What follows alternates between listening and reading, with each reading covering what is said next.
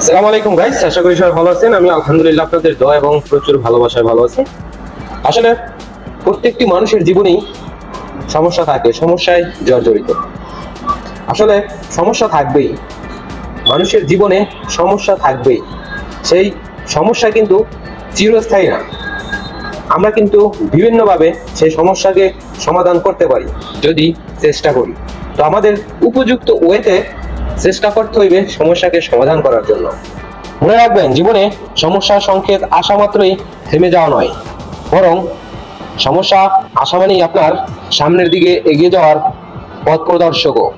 কোনো সমস্যার সমাধান করতে হলে সে সমস্যার শাখা প্রশাখার বিচারণ না করে মাটি খুঁড়ে একদম গভীরে প্রবেশ করে সমস্যা সমাধানের চেষ্টা করুন, একদম শিকড়ে গিয়ে।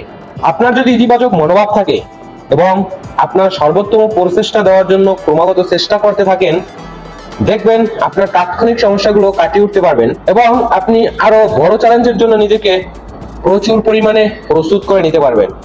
আমাদের চারপাশে এত পরিমাণ যে সমস্যা আছে, যে সমস্যাগুলো আসলে সবাই একত্রিত হয়ে সমাধান করার চেষ্টা করলে কোনো সমস্যাই আসলে সমস্যা থাকে না, সব সমস্যাই সমাধান করা যায়। তবে খুবই অল্প সংখ্যক সমস্যা আছে যেগুলো চেষ্টা করলে এককভাবেও সমাধান করা যায়। তো আমাদের চেষ্টাটা করতে হবে, কারণ এই দুনিয়ার এমন কোনো মানুষ নাই যার সমস্যা নেই, সমস্যাবিহীন কোনো মানুষ নাই। তাই সমস্যা সমাধানের জন্য উপযুক্ত পথ খুঁজে বের করতে হবে।